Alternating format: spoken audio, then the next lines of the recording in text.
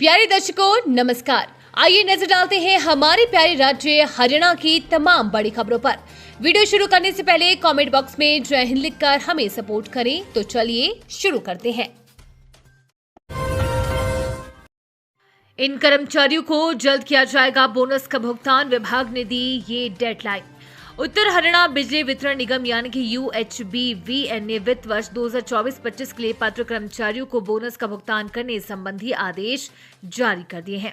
निगम के वित्त सलाहकार द्वारा 28 अक्टूबर 2025 को दी गई स्वीकृति के बाद मुख्य लेखाधिकारी ने सभी अभियंताओं, लेखाधिकारियों और संबंधित शाखाओं को दिशा निर्देश भेजे हैं ताकि प्रक्रिया समय पर पूरी हो सके। जारी आदेशों के अनुसार वे कर्मचारी जिनका मासिक वेतन 21,000 रुपए तक है बोनस पाने के योग्य होंगे।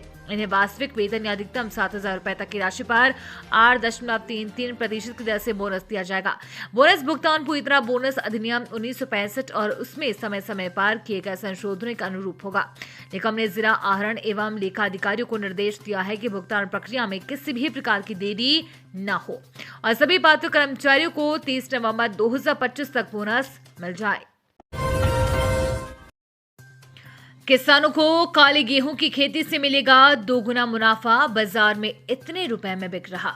पिछले कई दिनों से मौसम में बदलाव देखने को मिल रहा है जिससे खेतों की नमी बढ़ गई है। अब किसान धूप का इंतजार कर रहे हैं ताकि मिट्टी बुआई के लिए पूरी तरह तैयार हो सके। इस समय मध्य प्रदेश सहित कई राज्यों में गेहूं की बुआई बड़े स्तर पर होती है, लेकिन क्षेत्र और सिंचाई व्यवस्था के हिसाब से किसान अलग अलग वैरायटी का चयन करते हैं। पिछले 4-5 वर्षों से काला गेहूं किसानों के बीच बड़ी तेजी से लोकप्रिय हुआ है। इसकी खास वजह है इसमें मौजूद औषधीय गुण और सामान्य गेहूं की तुलना में मिलने वाला 2 गुना मुनाफा।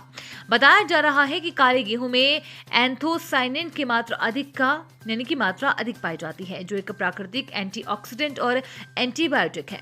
ये तत्व heart attack, cancer, diabetes, anaemia, मानसिक तनाव और जोड़ दर्द जैसी बीमारियों में लाभदायक माना जाता है। एशिया की सबसे बड़ी सरस्वती शुगर मिल में गन्ने की पेराई शुरू, 85% गन्ना सप्लाई करेंगे गन्ना। एशिया की सबसे बड़ी सरस्वती शुगर मिल्स लिमिटेड ने गन्ना पेराई सत्र का शुभारंभ आज मिल के चीफ एग्जीक्यूटिव SK सचदेवा द्वारा किया गया। उद्घाटन समारोह में मिल के वरिष्ठ अधिकारी DP Singh, senior vice president प्रशासन Satyaveer Singh, senior vice president technical Lalit Kumar, vice president cane सहित कई गणमान्य व्यक्ति उपस्थित रहे।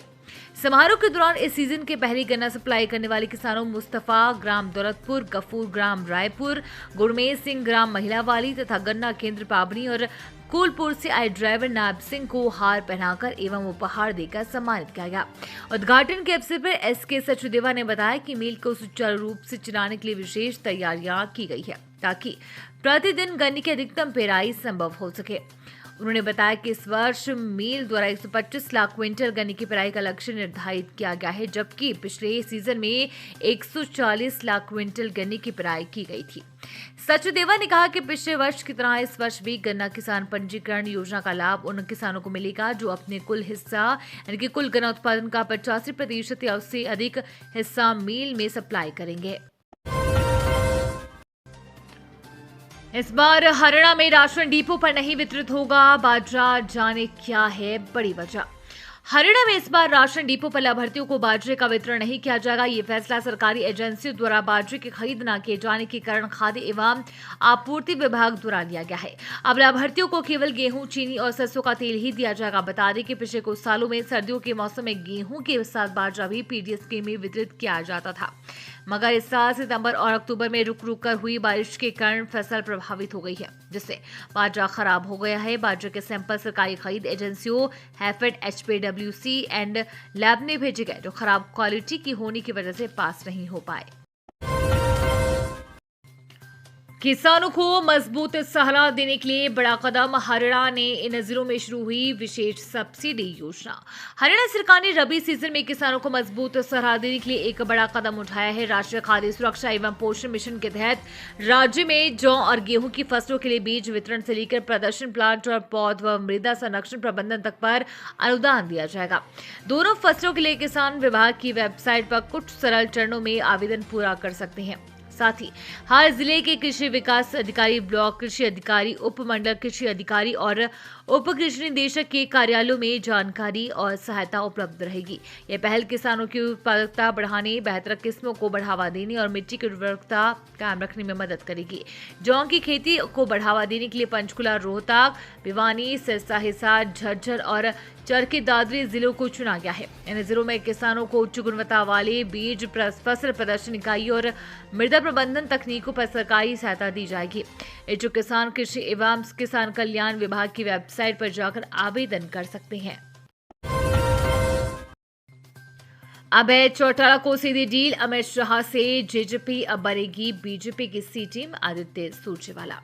कैथल विधायक आदित्य सुरजेवाला ने बुधवार को किसान भवन में आयोजित प्रेस वार्ता के दौरान इनेलो और बीजेपी पर तीखे राजनीतिक प्रहार किए। उन्होंने आरोप लगाया कि लोकसभा और विधानसभा चुनावों के दौरान इनेलो ने पर्दों के पीछे से भारतीय जनता पार्टी को लाभ पहुंचाने का काम किया। सुरजेवाला ने दावे किया कि इनेलो नेता अभय चौटाला की सीधी डील केंद्रीय गृह मंत्री अमित शाह से हुई, जिसके बाद इनेलो ने रणनीतिक तौर पर कांग्रेस के वोट बैंक से सेंध लगाने का प्रयास किया। सुरजेवाला ने कहा कि चुनावों के महत्वपूर्ण समय में इनेलो की कथित भूमिका ने बीजेपी को सीधा फायदा दिया और ये सब पूर्व नियोजित सियासी समझौते के तहत किया गया। हरियाणा हाईकोर्ट के एडवोकेट को साइबर ठगों ने लगा 82,000 रुपए का चूना, ऐसे लगाई जब्त। हरियाणा के पंचकुला में साइबर ठगों ने हाईकोर्ट के एक वकील से करीब 82,000 रुपए की ठगी कर ली।